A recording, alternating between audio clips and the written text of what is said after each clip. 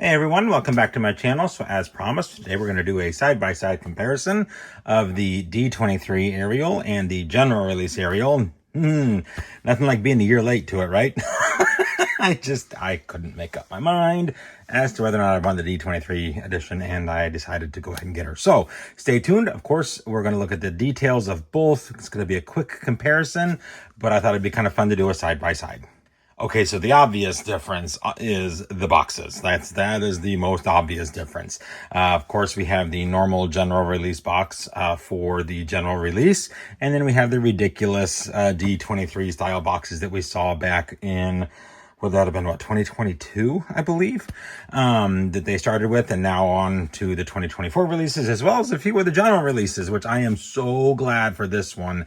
They gave the general release a regular box, unlike they did with the other releases back in 2022, where both the general and the D23 had these ridiculous boxes. So first difference right there, we have the open flap style box here, which of course hides the doll, which is ridiculous.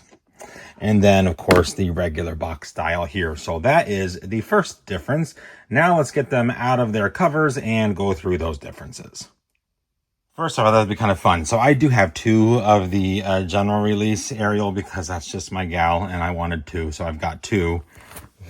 She's number 80 and my D23 is number 78. So that's kind of fun that they're almost the exact same number or very close to it. I've not had that. The only other instance I've had where something like that has happened is my Saks Anna and my Saks Elsa are both, I think it's number 221 or both number 223. Regardless, they are the exact same number. So I think that's kind of cool. This is the next one where it's been semi-close. All right, but now that we do have these two girlies side by side, let's go ahead and dive into the details. So I'm going to go ahead and bring this camera in here. Right off the bat, you can tell, first off, with the earrings on the general release. Let me see if I can get it to focus. Come on. Maybe.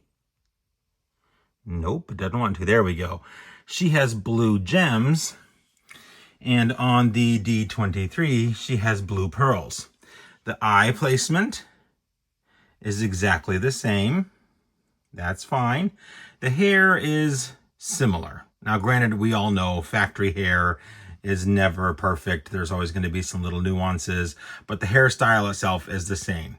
The second difference we see is the general release has a beautiful simple chain with a blue gem, and the D23 release has a gold chain with a little floral motif, which personally, I like that better.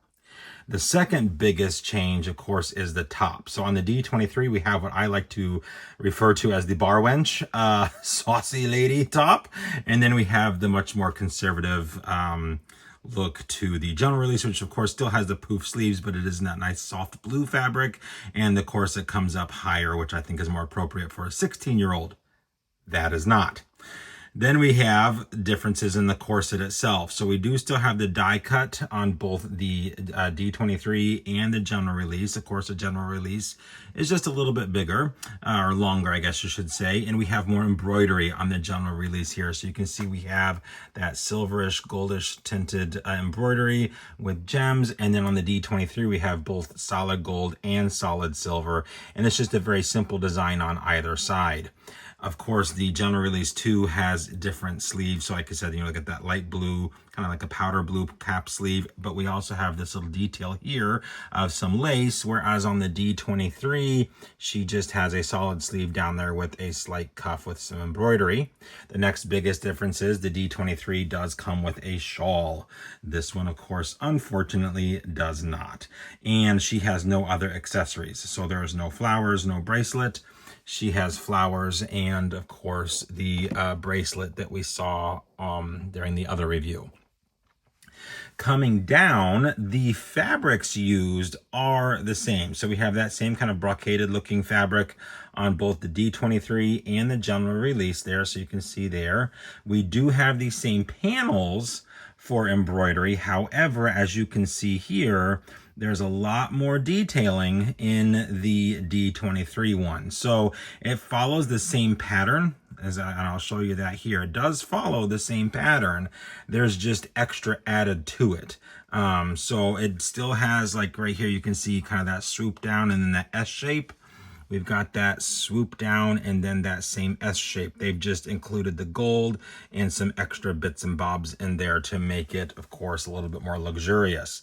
This one, the embroidery does go, like I said in my review, all the way to about 3/4 of the way around, whereas the general release stops halfway around. So, you know, again, higher price tag, they do give us a little bit more. Being exclusive to an event and being 4,300 less made, that does seem to help quite a bit. Otherwise, the shoes, as you can see, are exactly the same. There is no difference in the shoes whatsoever. Obviously, again, like we'd stated, the box being completely different. We have more of a background on the D23 doll than we do on the general release. It's just one solid panel. And then, of course, we have 4 panels when it comes to the exclusive little girly there that we got going on. So there are the differences of my gorgeous Ariel here. I absolutely love. Let me get this kind of more in frame. There we go.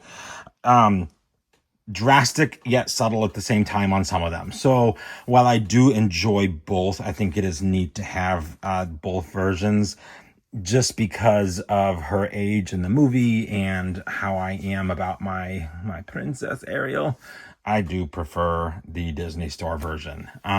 So yeah, there is our side by side, and that was kind of fun to kind of look at them side by side. I have not done that yet until now, so definitely in the comment section down below, let me know what you think. All right, everybody. Well, thank you for watching my fun little comparison here of the D23 Ariel from 2024 and the general release Ariel from 2024. As I stated, I do prefer this one. She is pretty, don't get me wrong, but this is more suitable for the age that she is in the film, I think, and not quite so.